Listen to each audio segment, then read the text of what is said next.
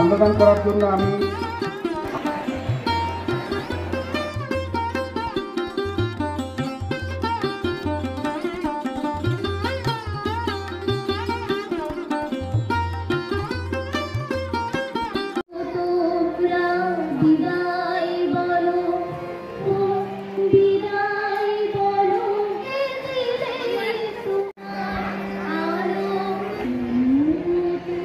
এক মণিকোঠায় স্থান পাওয়া পারিবারিক প্রতিনিধি হয়ে উঠেছিলেন। শত যন্ত্রণা সত্ত্বেও একজন মানুষ কত সহৃদয় হলে একটা বিদ্যালয়ের কথা ভেবে এই আমাদের যে আজ মঞ্চটা তৈরির জন্য খোঁড়া দান করেছেন। মিঠুদি শুধুমাত্র একজন শিক্ষিকা হিসেবেই নয়, যে সকলের অন্তরের অন্তঃস্থলে যেন চিরকাল আগের মতোই স্থান করে নিয়ে থাকতে পারে, আমরা পরম কারণিক মঙ্গলময়ের কাছে এই প্রার্থনা করব।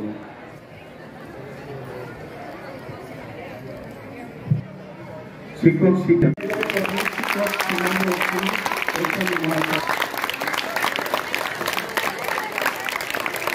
সম্মানীয় রামপ্রসাদ আমি ছোট্ট কর্মজীবনে আমি তেমন কিছু বলার মতো হয়তো ঘটেনি, কিন্তু দুটো কথা আমি বলতে চাই। আমাদের যে ছুটি কর্মদিবসে সহকর্মীদের কাছে কাটিয়েছি, তার জন্য যদি কাউকে কোনোভাবে দুঃখ বা আঘাত দিয়ে থাকি, তারা নিজের নিজের আমাকে ক্ষমা করে দেন।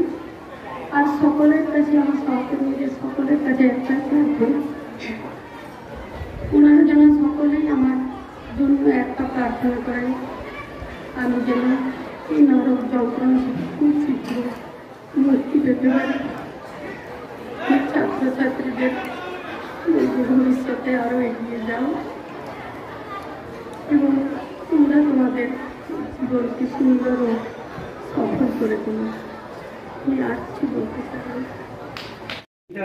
অবসর নেই আমরা শিক্ষানুরাগী 15-10-2007 থেকে 30-9-2025 দীর্ঘ 17 বছরেরও বেশি কর্মজীবন অতিক্রান্ত করে সরকারি নিয়মে আপনি অবসর গ্রহণ করেছেন।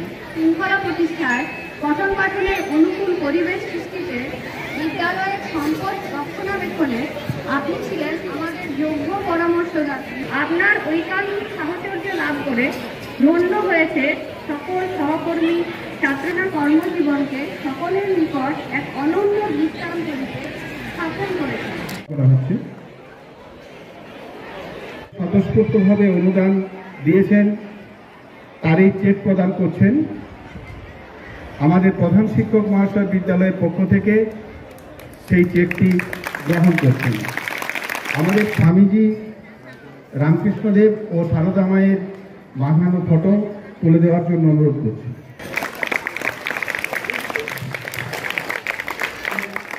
আমাদের গোপাল বাবু। আগামী দিনে ছাত্রছাত্রীরা আমাদের এই স্কুলের আগেও সুনাম ছিল, আজও আছে, বর্তমানে ভবিষ্যতেও থাকবে।